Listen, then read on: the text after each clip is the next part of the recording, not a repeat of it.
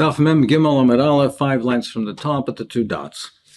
Heseba Echad Mevorach. Mishnah said that if they were Mesiv, if they reclined, if they had a Seba, then one person can be Mitzi everyone with the bracha. He can make the bracha for all of them. But if they're only sitting and they weren't reclining, then each one has to make their own bracha. In those days, a common way to eat a Suda was with a Seba. So that's considered a kviyas. If there's a kviyas, one person can make a bracha, for the others be mitzi. But otherwise, it would not be considered a kviyas. Rav says, when is Reseba required? That's by bread. The common way to eat a meal in those days with bread, a suda, was with a seba. There, it's only considered a kviyas if there was a seba. But wine does not require his seba.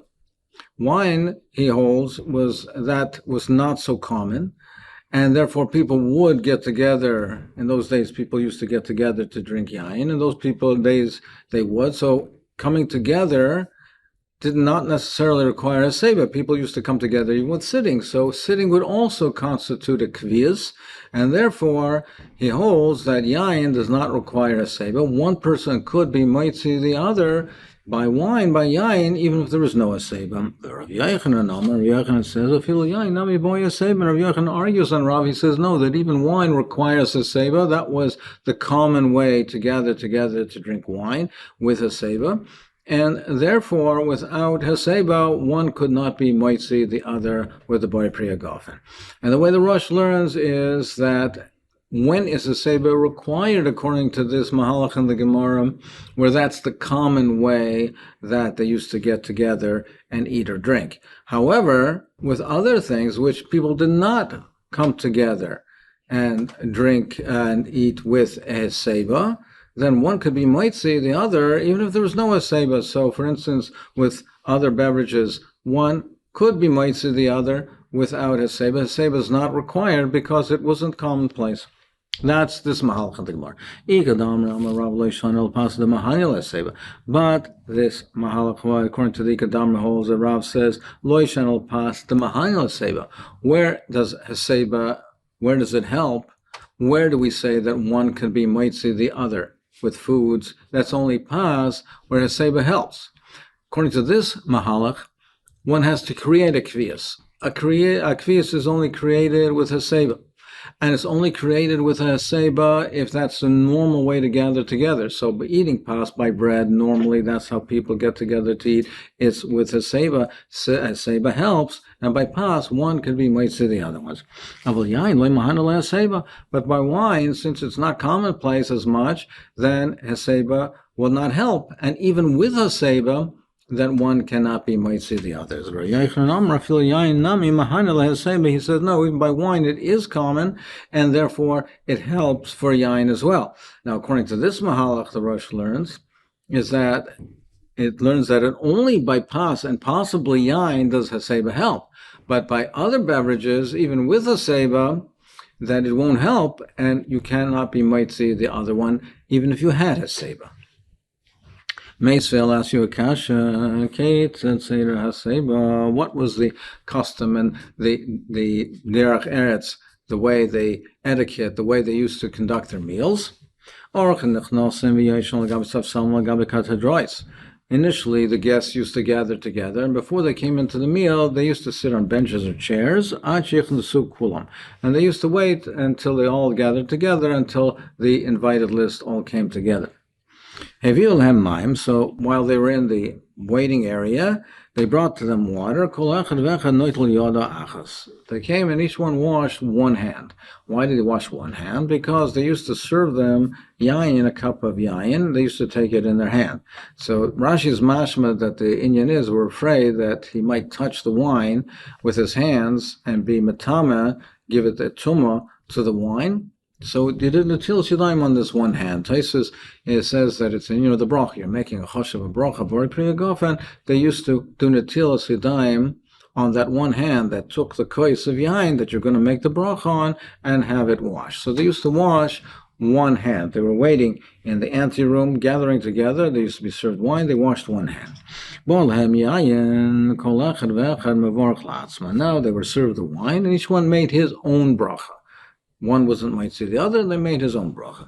All of Hesebu. Then from there, when they all gathered together, they went into the meal. And now they were washing. Now they did, and it tells you daim on both hands. Now, even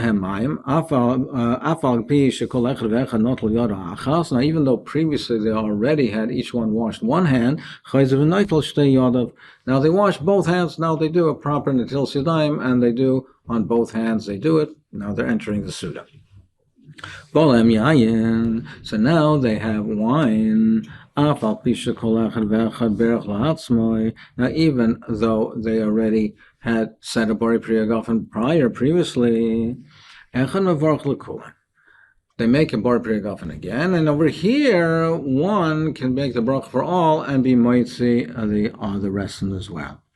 Now, over here, the question is, Taisus raises the question, why do they have to make another Bori Priyagofen? Before we get to the inyan at hand, if one can be mites to the other, but why bechlal do they have to make another Bori Priyagofen? We learned in the Mishnah, that the yain shaliftei hamazon paters the mayim shalachar hamazon. That if you made a Bori Priyagofen before the meal, it paters the wine that comes later. So now here already they made a Bori Priyagofen. So why doesn't it pater the wine that comes later? Taisa says it's different over here because there's a shini malkum. They change places from one place to the other. They went from the anteroom to the dining room, so they make another bracha. Al kol panim, what do we see here? We see that the initial cup of wine that they made, each one made his own bracha. And now, when it comes to the Suda, they make a Bori Priyagofen again. And one can be moitzi all of the rest, but they do have to make another bracha, but one can be moitzi all of them. So now, according to the first lashon that says that Rav says it's only bread that requires a seba. But wine does not require heseba. Even without heseba, one can be moitzi other kasha reisha. The reisha is a kasha, because why, when they're in the anteroom, why before the meal, why does each one have to make his own bracha? Why can not one be moitzi the other? Rav said, according to the first lashon, that wine does not require heseba. So why the initial cup of wine? Why does everyone have to make their own bracha? Now, when do we say that its sitting is considered a kviyas by wine and one can be moitzi the other? If that's where they're going to be kveya, that's where they're sitting and they're going to stay there. So then Rav holds, according to the first lashon, that wine is considered a kviyas. But over here, their intent is be only temporary. This is not their makam kviyas. It's only that they were waiting for the rest of the guests, and they're going to now later go to the dining room. In such a case, then sitting is not considered a kviyas, and therefore each one has to make his own bracha. Well, but according to the second lashon, Rav said it's only pas where heseba helps. But by wine, even if there is a seiba, it doesn't help, and each one has to make his own bracha. Kasha seifa, the seifa is a kasha, because over here there is a seiba, they're in the dining room, and there's a seiba, and yet we say that one can make a bracha for the rest of them. So according to the second lashon, Rav says that it's only pas where heseba helps. It doesn't even help by wine. How does it help in this case? Our answer, shiny wholesome to me. Where does Rav say that heseba does not help for wine? That's if they're only drinking wine. That's not considered kviyas. That's not considered that it's a kviyas and one could be moitzi the other. But here they're eating the meal and they're having a seiba, and they're reclining and they're eating the meal, where it is a kviyas in terms of the pas. When they're kveya themselves to have a meal with pas and they have a seiba, that will help for wine as well. The Gemara continues, Yomi Masechet Shalu es ben Simon. Mipnei ma amru Yomi Masechet Hamazon kol echad ve'echad mevorach la'atzmai la'achar hamazon echad mevorach lekulam. Why is it said if you're in a meal, you're within a meal, and there's a seiba, that if you're served wine within the middle of the meal, each one makes his own bracha. after the meal, then one can make the bracha for all of them. Why is that so? Why during the meal, why cannot one make the bracha for the rest of the people? Because the Beis Habliya is not pointed. So the Rishonim have different interpretations over here, that the Beis Habliya is not ponoi, which means is that one pshat is that you will not be people will not be concentrating perhaps on the bracha and listening to the bracha properly because they're busy eating. They're busy eating, and so they won't focus on the bracha, and therefore they won't be yaitze if they're not listening to the bracha. That's one pshat. Another pshat that's brought down, Taisad Rishonim bring it down as well, that if he is eating and now he's listening to the bracha and he has to say Amen, if he's saying Amen and he's eating, he might Hashem choke on the food. So therefore, they're masakin that you make your own bracha. You don't listen to somebody else where you have to be focused on what he's saying and you have to say Amen. Therefore, each one during the meal says his own bracha. The Mishnah continues and says that the person who made the bracha on the wine, he also is the same person who makes the bracha when they bring the incense, the besamim, for the aroma. He's the same person who makes the bracha on the mugmar. It says he says it. That implies that there's someone who's more chashuv, more prominent than him, someone who you would think that they would give the bracha to this other person because he's more chashuv, but nevertheless we say no. Since the person started off and he made the bracha on the wine, then he continues with these brachas that are said at the end of the Suda. He continues on and he makes the bracha on the mugmar even though he's not as chashuv. V'mai, why is that so? V'mai v'hu hoil v'hu not l'yarav tchila b'achroina. Since he's the one that is given the covet of benching, since he's the one that is noitel mayim achronim, meaning he's the one that continues on with the conclusion of the Suda. Messiah the Rav, the Amar of Chia Barashi Amar Rav, hanoitel yodav tchila ba'achroina, the one that washes mayim achronim first. He's the first one to be given mayim achronim. Hu mezuma lebracha. He is the one to be given the bracha. He's the one that is given the bracha to bench. So what was implied over here is as follows. The person that was given yain, meaning normally you'd give it to the most prominent person. You give it to the most prominent person. He is the one that should have the covet of this bracha. Now, however, let's say he's not there at the time. Then you give it to somebody else. Then at the time afterwards, so you gave them the boy priyagofen to this other person. Now at the time of the mugmar, then this chashuva person re-enters. We don't say, oh, now there's a more chashuva person, and he's the one that should have the bracha. We say the one that started should continue. Similarly, we give somebody the kovet, we give him the mayim achronim. He's the one that washes mayim achronim. He's the one that should continue and bench. And even if later on someone else more chashuv came in, we don't switch it. We say the one that had mayim achronim, he benches.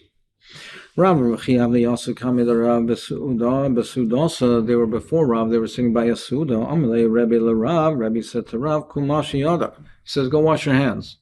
So Chazia Davimirsos. So he got all nervous. He said, why is the Rebbe telling him to wash his hands? Perhaps his hands aren't clean. Amalei Rebbe Chia. No, Bar Pachte, the son of nobles. He's telling you to prepare yourself for benching. He's giving you the covet of benching, meaning this idea that wash your hands. You are the first one to have mayim achronim. You will be given the covet of benching. So we talked about mugmar and smelling the incense. So now we're going to discuss now the bracha of reach, of sweet smelling things, the different brachas that you make when you smell something that has an aroma. When you have something that has a column of smoke, when there's smoke coming up, there's incense, at what point do you start to make the bracha? He answered, when the column of smoke goes up, now you have the column of smoke that it's before you, and that's when you make the bracha, but not before it rises. Well, he hasn't smelled it yet, how can he make the bracha? Well, what does that mean? No, you always make a bracha prior to you're getting the hana from it. You make a bracha on a fruit, borei priyo eitz, before you eat it, here also you make the bracha before you smell it. So what's the kasha? So the first to speak out is that normally you take a fruit in your hand, now it's ready for you to eat, you make the bracha. Here there's a column of smoke, you don't have anything in your hand, maybe it's too early to make the bracha. You should have, when it's already, you're starting to smell it, maybe you should make the bracha then. Make a mice, you haven't eaten it yet. If your das is to eat it, then it's appropriate to make the bracha. Meaning, even if you weren't holding it in your hand, but you have das to eat it and you're going to eat it, you can make a bracha. You make the bracha when you're das, when you're intending to smell it, the column of smoke is before you. You didn't have anah yet, but that's what you make the bracha. All of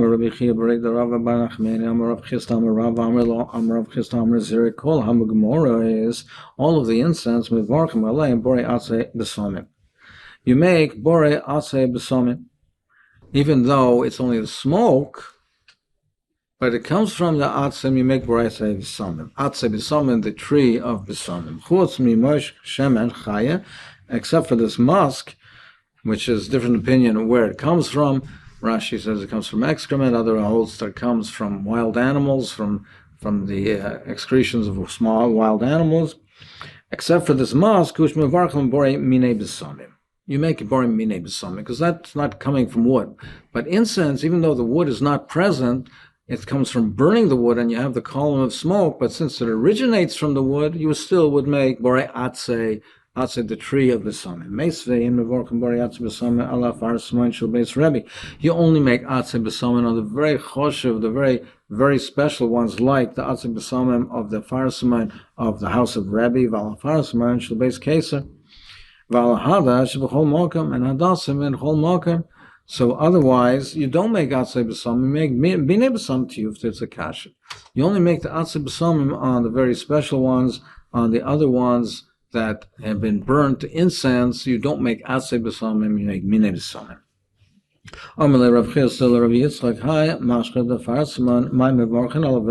What do you make on the oil of a farsiman? He says you praise Eretz Yisrael, you say borei shemen artseinu, you give a praise of Eretz Yisrael. Amalei bar minei Rabbi Yehuda, don't bring a rye from Rabbi Yehuda, the chaviva le Eretz Yisrael, because for him Eretz Yisrael is so special. That's why he says it where you mention Eretz Yisrael. But l'kuli alma mai, when generally what do you say? Amalei hachim Rav Yochanan borei shemen oriv. This is oil. You make a bracha borei shemen oriv, the pleasant Hashem created as pleasant oil. Kashat, Rashi says, is kaish. That was within the ketairis. That's one of the 11 ingredients in the ketairis. You make borei atzei b'somim. It's considered a wood. A chosh of a wood, you make atzei b'somim. Aval mishcha kivisha loy. But if it's mishcha kivisha, where you have oil and the kaish is sunk into it, so it's being there soaked in it, but it's sunk into it. Over there, you don't make the atzeh because the eitz is really not visible. What is visible is the oil. So there, you don't make it on the eitz.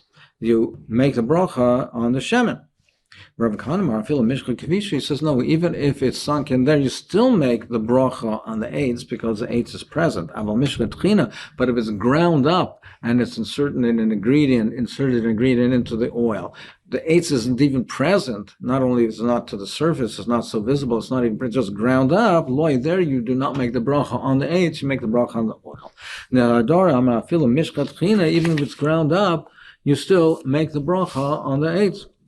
Amar of Gidel, Amar of Hai Simlak, jasmine, mevorchen aleh borei atzei b'somim. That's choshev, and you make an atzei b'somim. Amar Rav Chananel, Amar Rabbi Rav, Hane chilfe dima. So he says the chilfe dima, which is a type of spice which is called shiboilis ner. Shiboilis ner, which is also one of the ingredients of the ketairis, 11 ingredients of the ketairis, which is choshev. It's very choshev. So they're also mevorchem alai borei atzei b'somim. Omar Marsutra Mikro. What's a pasuk to support this? That even though it's not a tree, and it's not hard like a tree that's only a stalk, that you would make atzei b'samim. So it says by the Meraglim, by Yeshua, v'hi alosa hagaga. So Brachva Zaina brought them out to the rooftop. V'titmanim b'pishtei ha'etz. It was flax, and it was flax, stalks of flax, even though it was not a tree itself. Rachel brought her up to the rooftop and hid them in these stalks of the flax, but it calls it eitz. So you see that eitz make a bracha of atzei b'samim. It doesn't have to be literally a tree.